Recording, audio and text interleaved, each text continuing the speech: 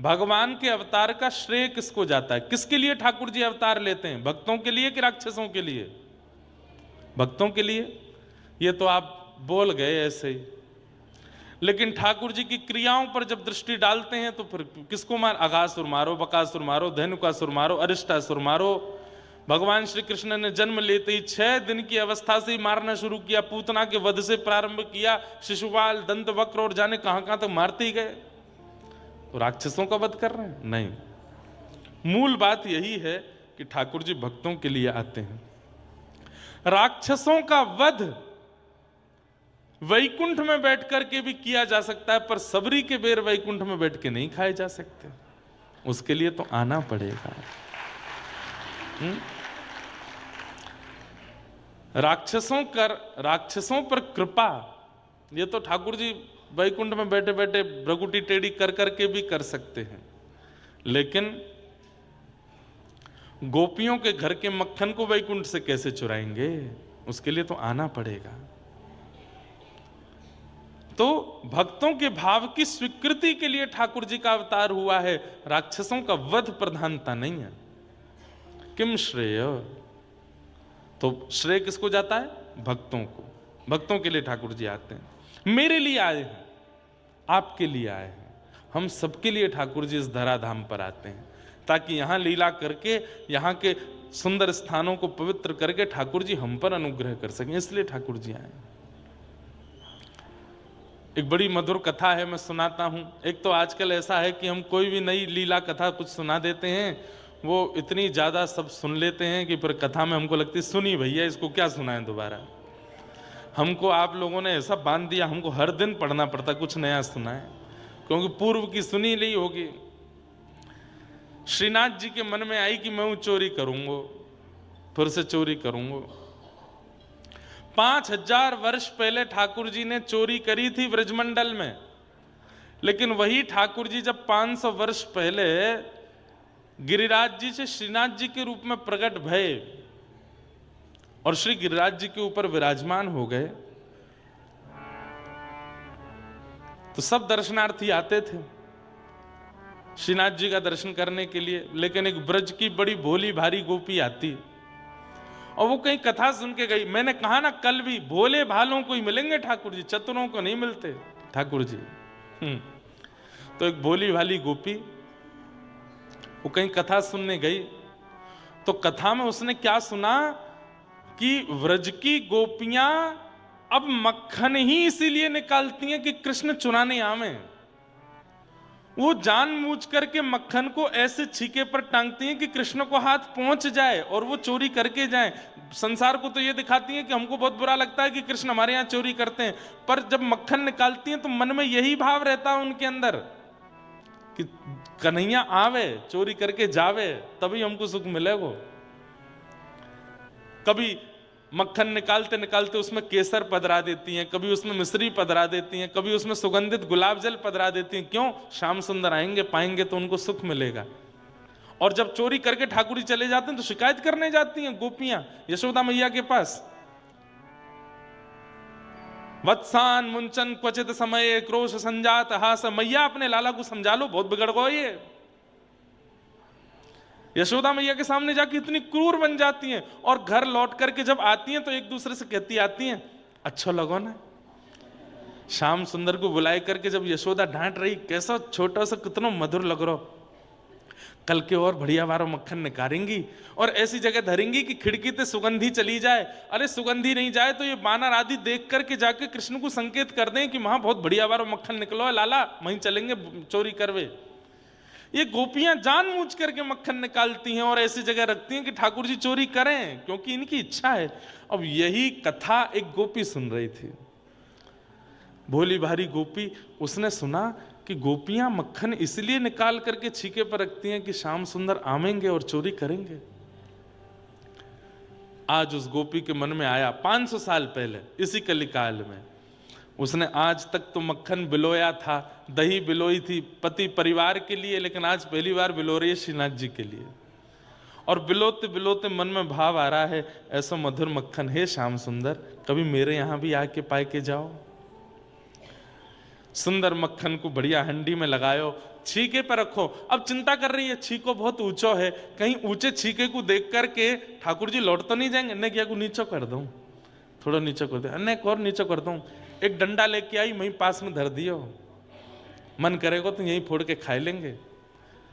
आसपास कुछ ऐसी सामग्री रखी कि कहीं भागने की इच्छा करेंगे तो कोई सामग्री गिरेगी तो आवाज आएगी तो मुझको पता चल जाएगी कि आए थे। सब व्यवस्था ऐसी करी है कि श्याम सुंदर आवे। एक दिन, 2 दिन, 3 दिन, 4 दिन, 10 दिन निकल गए, ठाकुर जी नहीं आए।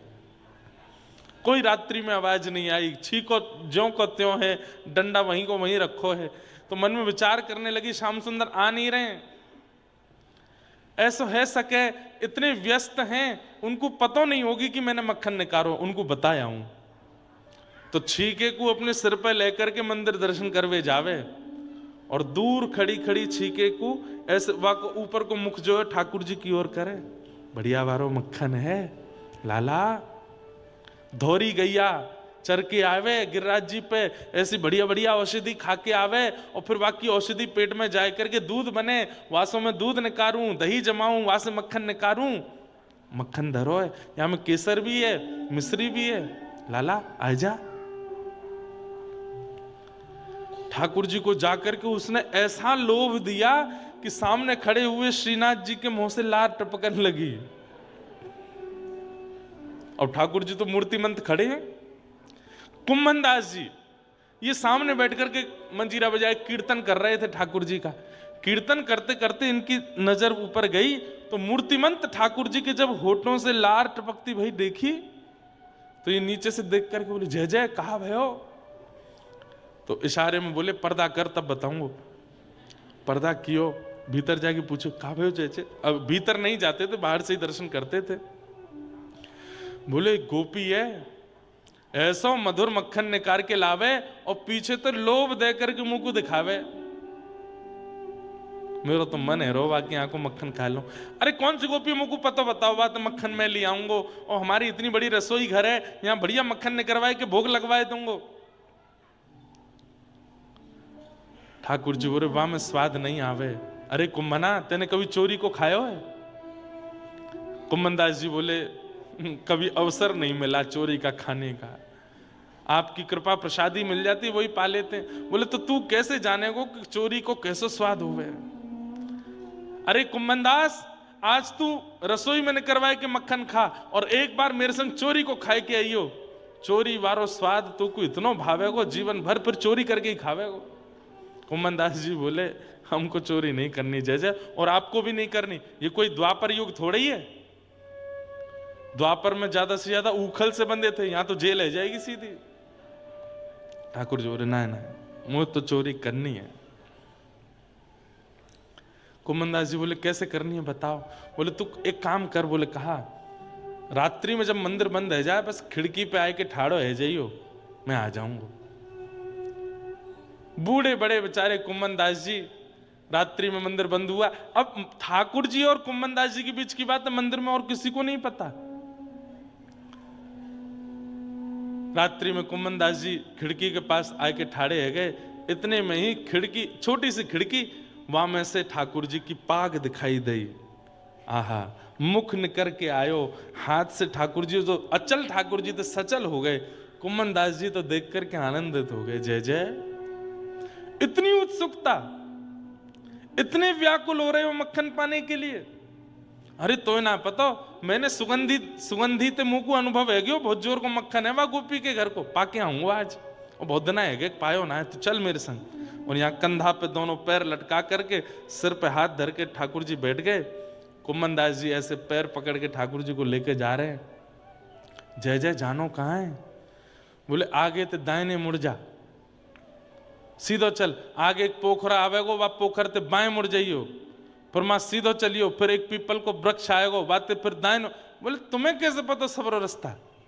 बोले अरे वो गोपी रोज आए के बताए कि जाए, वो चाह रही है वह कावा के घर को मैं चोरी कर जाऊं, वही ने मुझको रास्ता बतायो, चल दे। कुम्भन दास जी के बीच बीच में आंसू आ जाते हैं, कितनी बड़ भागनी है वो गोपी जिसके घर ठाकुर जी स्वयं चोरी करने जा रहे हैं।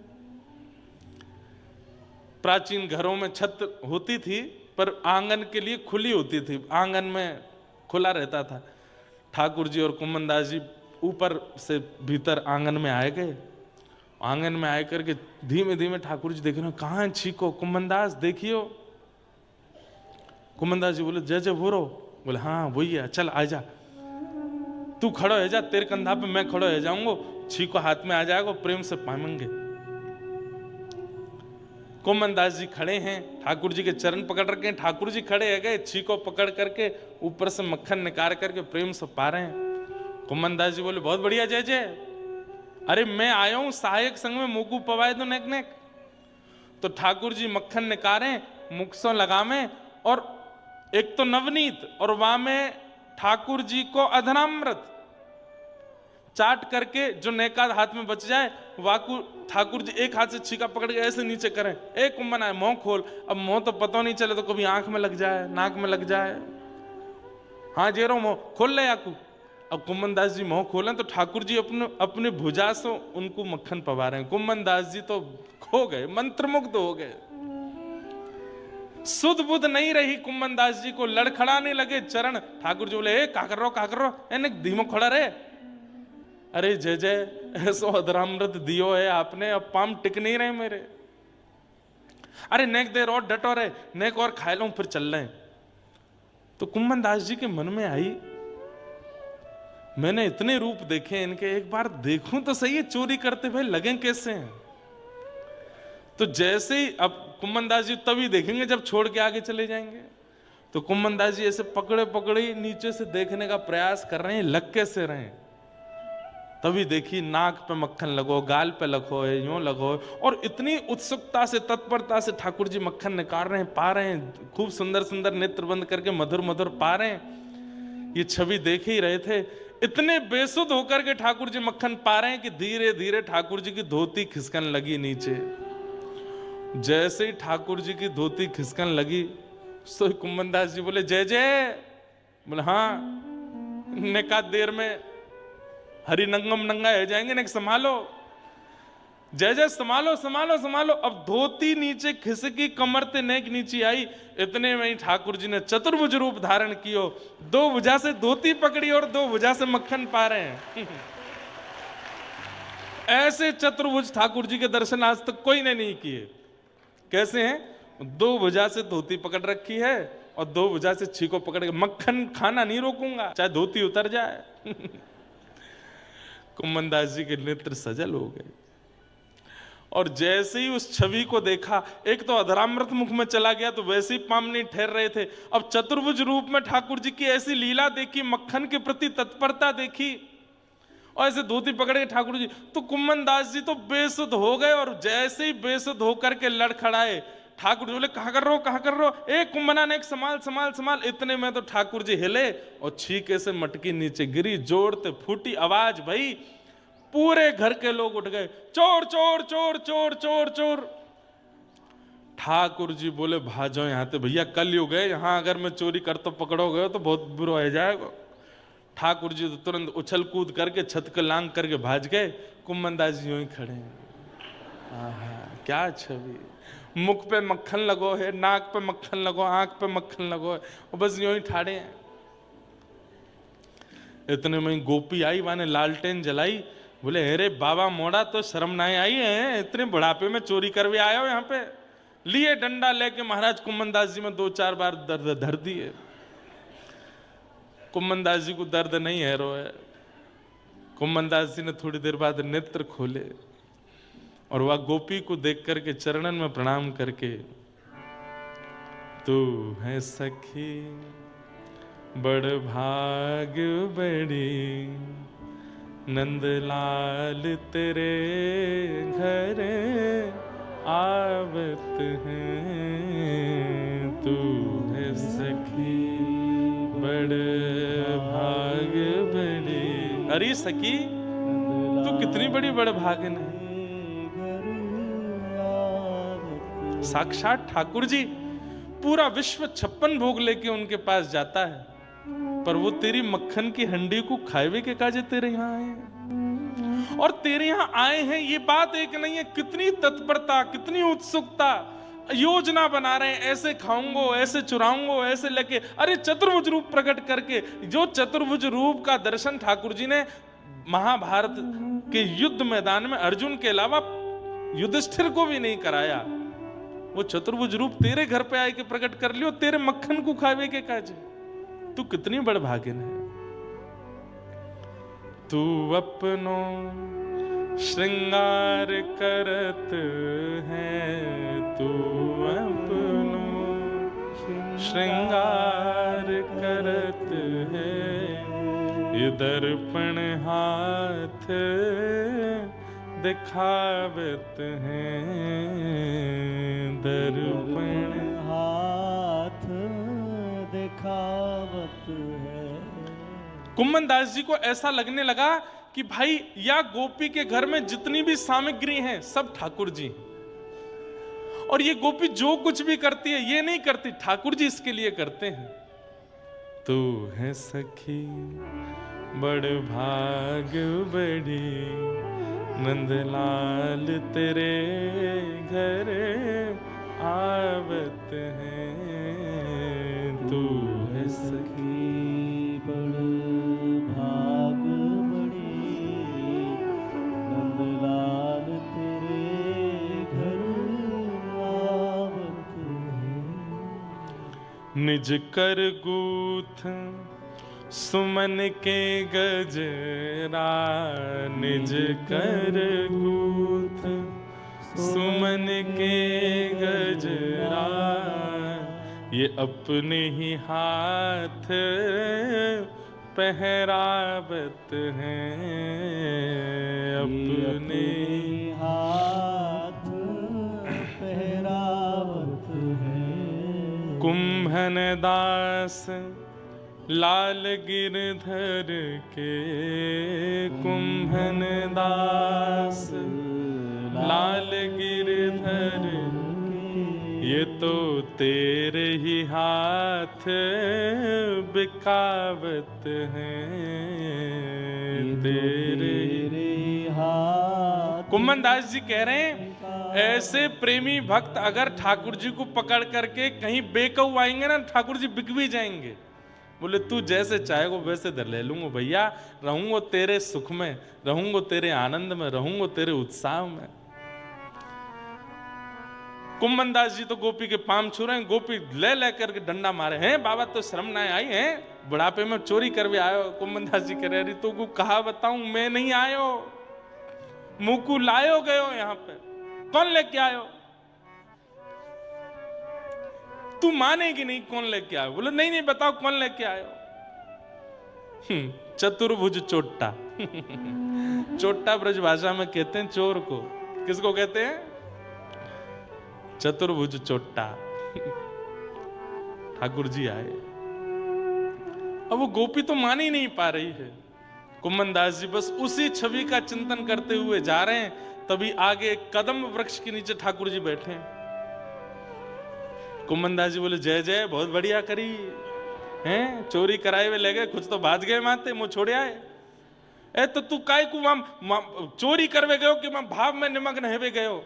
अरे मैंने तुमको मक्खन खवायो, चतुर्भुज रूप धारण कियो, ये भाव रखवे की जगह तो जमुना जी किनारे कल्ले पर्वत पे बैठ कल्ले, चोरी में भाव करेगो तो फिर मरेगो। कुम्भन दास जी ने चरणों में प्रणाम किया। आप आश्चर्य करेंगे, ठाकुर जी बोले एक कुम्भना, एक तो कुछ शुभ समाचार देनो। बोले कहा तेरी बहू ने अबई अबई एक लाला को जन्म दियो है घर में। ठाकुर जी समाचार कुम्भन दास जी को दे रहे हैं कि तुम्हारे घर अभी एक बालक का जन्म हुआ है।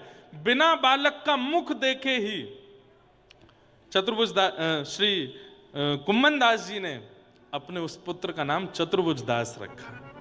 क्यों? आज मैंने चतुर्भुज रूप का दर्शन किया है, मेरे पुत्र का नाम चतुर्भुज दास है।